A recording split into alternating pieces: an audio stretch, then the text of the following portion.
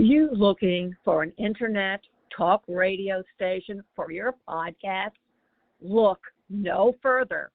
At the helm of Passionate World Talk Radio are two women that want to provide a spot for you and your podcast to be heard. There are many other places for your podcast, but PWTR has the audience. You will not be disappointed.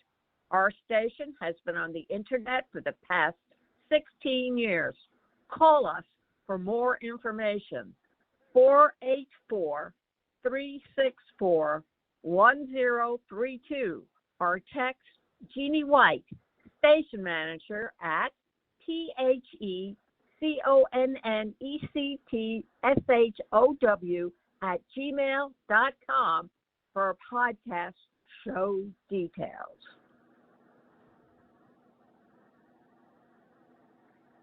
Welcome to Passionate World Talk Radio. Educate, enlighten, entertain. Hello, everybody. This is Betsy Wuzel, your host of Chatting with Betsy at Passionate World Talk Radio Network, where we educate, enlighten, and entertain. The views of the guests may not be those of the host or the station. And, folks, you're going to want to listen to my guest because I'll tell you what, I am so excited. The book, One-Legged Mongoose, Secrets, Legacies, and Coming of Age in 1950s New York, is a must-have-to-read book. This book is insightful. It is powerful. It is emotional. It is a fast-reading book. I couldn't put it down. I love the book. My son loved the book. And I'm going to tell you about my guest. Marc J. Straus is a poet, writer, medical oncologist, and art collector who lives with his wife, Livia, in Chappaqua, New York. He is the author of numerous scientific papers and articles on contemporary art and has published 4 poetry collections, including Not God, staged off-Broadway. His poems and stories have appeared in Plowshares, Kenyon Review, and many other literary journals. The Strauses founded Hudson Valley MOCA in Peekskill, New York, and Marc runs Marc Straus Gallery in New York City. One-Legged Mongoose is his first book of prose. Learn more, and I highly suggest everyone go to Marc, M-E-R-C-J, Straus, STRAUS.com, and it will be in the blog, so please read the blog. Welcome, Marc Straus, to Chatting with Betsy. Thank you. Thank you, Betsy. Thank you you're welcome. Thank you for writing this book. I just want to say thank you from the bottom of my heart. I loved your book. Oh, and I really loved it. And I have to ask you this right off the bat. I recognize some of the people that are on the cover of your book. But how did you decide who to have on the cover of your book? Well, one of the people who worked with the publisher started doing this kind of cover. The cover has an image of the store my dad opened on the Lower East Side in 1943. But then he began to find images of some of the characters that were in my life and some of the people who were important then. And I thought it was a terrible idea, but I began to really like it. So I've never seen a cover like it. Yes, it's different. Yeah, Sugar Ray Robinson I talk about. There's a chapter called Sugar Ray, a great fighter. Einstein, Milton Berle, Eisenhower, and McCarthy, and these are all people in the book, and I thought it was unique, and I actually love it. Marc, I'm going to ask you what I ask every writer, every author. What would you like the reader to take away from your book? I also like to ask, why did you write this book, and why the ages 10 to 12, which is just fascinating, what you went through in those 2 years? Well, I've written a lot of other things, and, I've put out several collections of poetry and science, etc. This is a book that's been percolating in me a long time. It's a memoir, and it's a memoir of just 2 years, the years I was 10 to 12. So that's unusual. But I made a decision that the only way I could write it was have the kid narrate it, the kid I was back then. And I had a lot of advice to write it from the point of view of the adult, and I couldn't. First of all, I know too much now, and that's going to skew the story. But then when I was writing the book, the only way it worked is I was back there again. I could see it, I could hear every word, and I just had to let the kid tell the story, and I got out of the way. I guess some of that's possible because I have this very unusual memory, and I didn't really understand it until I started college, and I had to cram for tests. But I remember every word of this. So that's partly what makes it an unusual book, but I always have seen this as an adult book. Yes. I really feel when I'm passionate about something, I just can't help myself, but I feel that everyone should read this book to find out what life was like growing up as a young Jewish boy in the 1950s, and you faced a lot of challenges, anti-Semitism. You changed schools from a public school to a yeshiva. You had grown up with a child abuse. You have, just like I told you before, I felt like, oh, you're a cat with 9 lives of your so many experiences. And I think, what I took away from your book as a reader was you are a very strong person. It must have taken a lot out of you emotionally to write this. Did you have bad, flashbacks or feelings writing this book?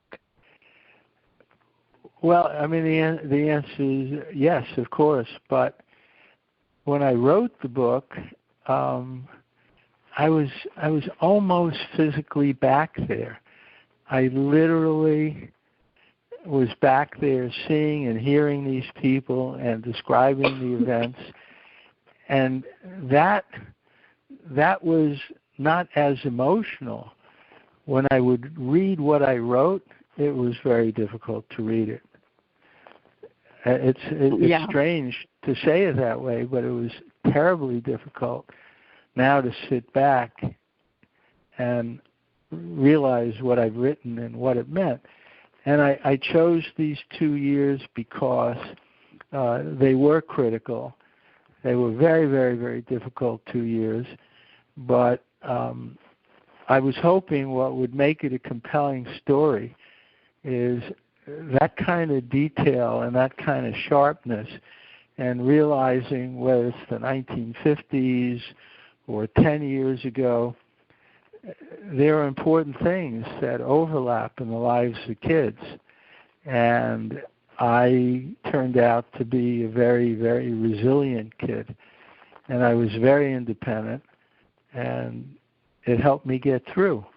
I mean, we don't know what happens after the last chapter when it closes. We can say we think we know this kid.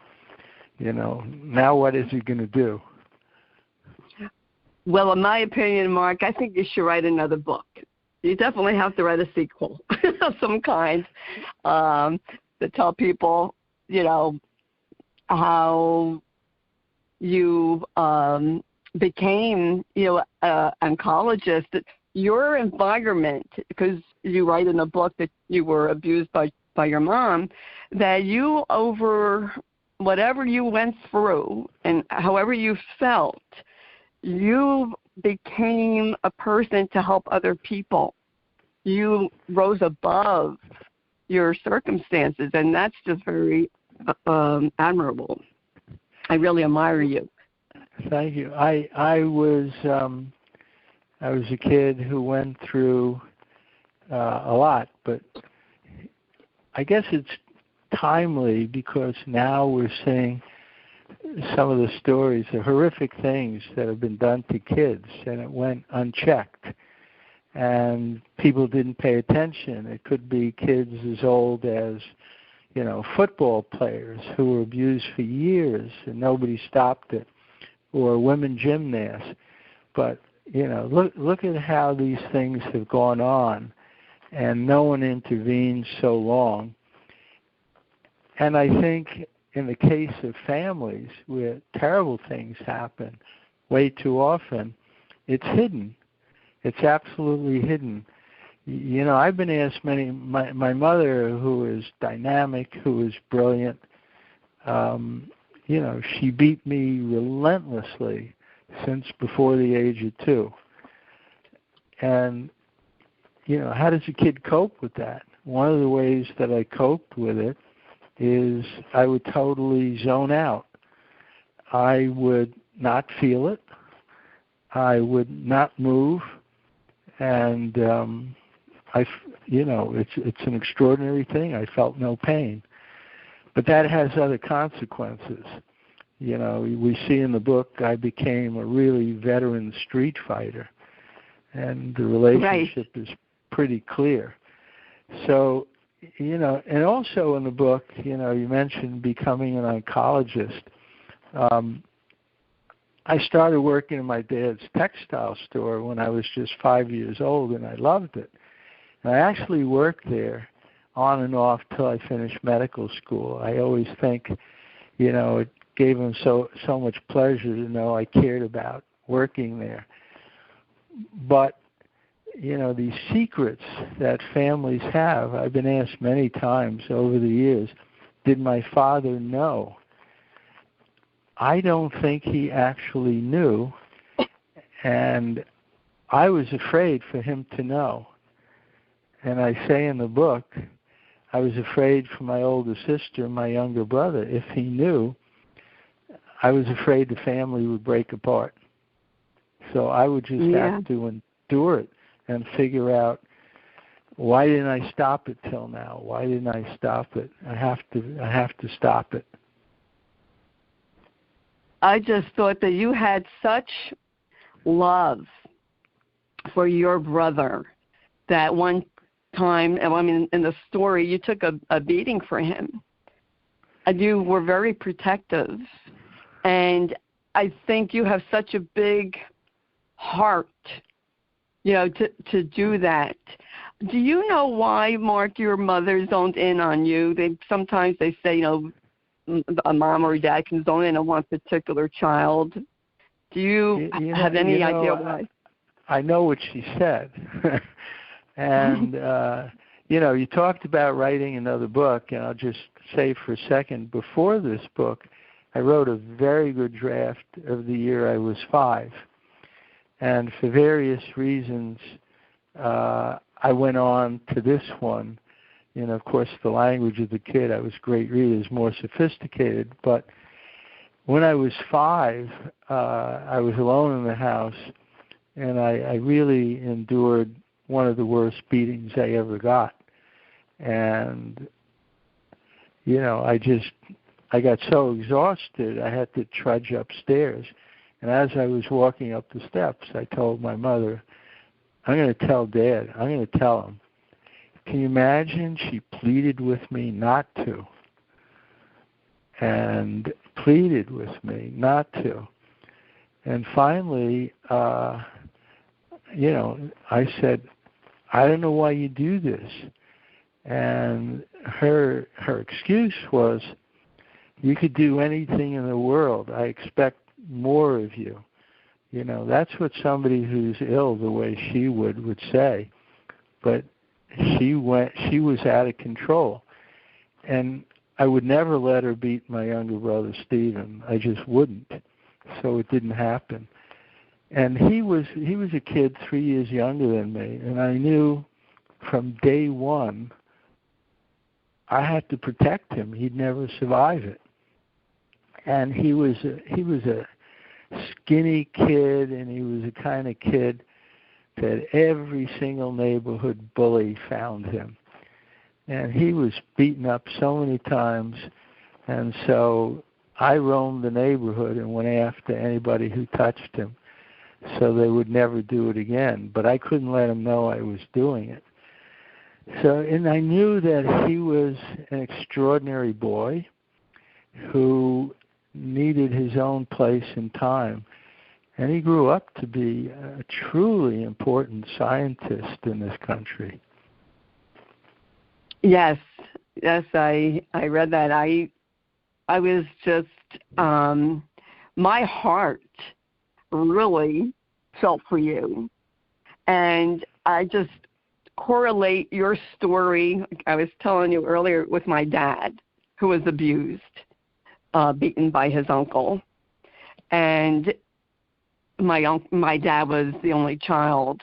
And, back in those days, this is during the Depression, you didn't talk about things like that. And I'm glad it's more out in the open where people are talking about it. I have to ask you this personal question. Did you go for counseling to deal with this later in your life, or when you became an adult, or later on after, older? Well, when I started college and I went out of town, and by the way, I was sure I wasn't going to be pre-med, how little I knew. I didn't know I was pre-med until I applied to medical school. But I went to college, and I realized that, I don't know, I have to address my history. I just felt that it was and would create terrible problems going forward. And at college, I went to the counseling center, and they knew me, and they said, "Oh my God, you don't need to come here." And I said, "I do." And they said, "Are you kidding me? We got kids who are whacked out." So that didn't work out. And later on, I was 25 and a young researcher at the National Cancer Institute in Bethesda, and I sought help. And I went to somebody recommended who really created more harm than good. And I realized I really need help. Finding the right person is not easy. But yeah, this had enormous consequences for me in my life. But I want to point out that I think and I hope that's just a small but important piece of the book, but I think some of it's really funny. I mean, yes. Some of the things that are terribly funny that happened to me, and I was a kid who was so independent, I had a very wry outlook. I didn't accept almost anything at face value. So I was a troublemaker in school, but some of the things I pulled were really funny. Well, I like your chapter of the book, which is what you named your book, One-Legged Mongoose, of your Boy Scout trip out in the woods. Would you like to talk about that, of why you named your book The One-Legged Mongoose? Well, at first the publisher didn't want that title. Like, what the hell is One-Legged Mongoose? and I said, no, the book has to be this. It's unusual. And it happens to be, of course, a true story, and it recounts the story of a one-legged mongoose. And this comes a little bit later in the book, and I think it's emblematic of a lot of the book. So the book opens up, and my dad announces to me, without explanation, after 5 years of public school, we're switching to a very religious Jewish yeshiva in Queens, and I'm going to be taking my kid brother, and we're going to commute 4 hours a day. And I couldn't figure out, why are we doing this? We're not religious. 4 hours a day is crazy. And the school, I don't know really Hebrew, and they're studying Talmud half the day and Aramaic. But anyway, of course I went, or I wouldn't have written the book. And I'm now 11, and it's headed towards winter, and I'm in my second year in the yeshiva. My mother tells me she signed me up for the Boy Scouts. And I think, what in the heck is this? I mean, where do I have time for the Boy Scouts? And some of it's funny. Like, I went there the first time. They're going to teach you to tie knots. Like, what am I going to do with knots? And in order to get your first badge, you have to go camping for the weekend. So off we go to a freezing park out in Long Island, and I undergo some real hazing the first day and some real anti-Semitism from the troop leader. And the night that we have the campfire, everybody sits around, they're cooking hot dogs, and the troop leader tells us, well, boys, I have to tell you we're lucky we were allowed to come to this park. It's been closed for many years because of the one-legged mongoose. For a large number of years, a mongoose, half man, half mongoose, has roamed the park and killed people. And somebody once shot off a leg, but no one's seen it in 6 years, so it's probably okay. And you can see some of these new kids. One kid vomited on the spot. And then the troop leader says, well, we're a troop 300. We're the Boy Scouts. We should go out and see if we can find it just in case. Who's going to join me? And, of course, no one wanted to raise their hand. But like we see so often in life, sooner or later, everybody raised their hand. I mean, they had to. And I didn't. And so, you know, they provoked me again. And off I went with one group, with one of the leaders, and the four of us are heading in one direction. And this leader says, who wants to go forward and go down the Ramapo Trail and search out for the mongoose? And, I mean, everybody, the kids had their heads down. And I put up my hand and said, I'll go. And then I go off to find the mongoose. That was a funny chapter. I enjoyed reading that chapter. You had so much happen to you in those 2 years. You had polio, hit by a car, when you got stuck on the fence and your eyelid was ripped open. I was like, oh my goodness, and you just keep bouncing back. I was just... It was just an emotional book, action-packed. Well, it did all happen. The polio, it really is timely, and to write it now because we all knew about it. There were kids in the neighborhood who died, and everybody was frightened out of their minds, and a lot of people went off somewhere in the Catskills for the summer. But, you know, one day I couldn't stand up in the summer. And, you know, the diagnosis was I had polio and I had to be bedridden.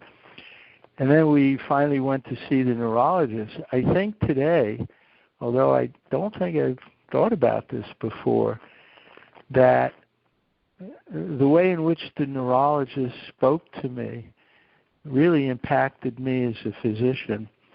He was rare. He was clear. He was talking to me. And I was asking him questions, and he would answer me, you know, and I was an 11-year-old kid. I was bedridden for 2 months completely. And then I fully recovered. And the story has some funny aspects to it. I mean, people bought me presents who never visited me before. I got a television set, you know. And this was a moment when the vaccine almost came out and it was taken off the market. It actually killed a couple hundred people.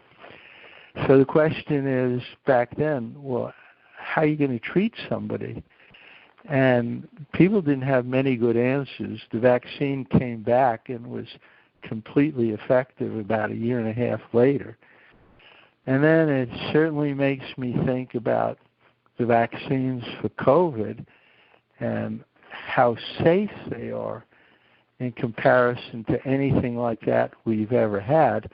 And ironically, the enormity of COVID is much, much larger than polio. Yes. I was born in 57, so I had the polio vaccination, as a child. So I remember hearing stories about it, and one of the boys in the neighborhood did have polio and was left with a slight limp when he walked. Yeah, I was lucky. That's the way I looked at it. I thought, this book, I was a kid who had to be a stoic. I thought, you hear a couple of times, it doesn't do you any good to hope. Hope has nothing to do with what's going to happen. But when I laid in bed and I didn't lose the sensation of my legs, I thought, that's good. I got hit by a car, really badly. And I remember it in slow motion. And when I awoke from unconsciousness, this EMR, all these people were around me. And I remember just wiggling my toes and my fingers and saying, well, I can feel them. I think I'm going to make it. I thought it was funny how you escaped from the hospital. Well, can you imagine? I'm an 11-year-old kid. I get taken into the emergency room. They stick a tube everywhere. I had so many tubes. Nobody's asking me. Nobody will explain anything to me. And they admit me to an all-men's ward, an open ward with 40 open beds.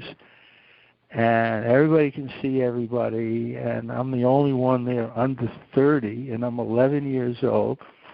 And the nurses and the doctors come around, and they make rounds, and they won't talk to me, and they won't answer my question. And boy, did that impact me as an oncologist. And then they keep telling me, we'll speak with your parents. So a couple of days later, I wanted to go pee, and I didn't want to pee in this thing they gave me. So I figured I'm going to find the bathroom. I had a huge cast on my leg. So I hopped down the hall. It's like nobody paid attention to me. And I remember exactly where the wheelchair was sitting. I found this wheelchair. I sat down. The elevator opened. I just wheeled myself in. I got to the main floor. I grabbed 2 blankets off a cot, and out the door I went. And they caught me well across the street and pulled me back. And it was my intention was I was going to go home. I was just going to wheel myself home. I was done with them. I thought that was, I was laughing when I read that. Marc, I could talk to you all day, but I want to ask you, what would you like to tell the readers that you would, any gems of wisdom?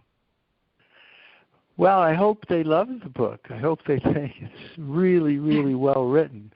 And I think it's a book about a very complicated kid who went through a lot, but it's about resilience. It's about coming out the other side.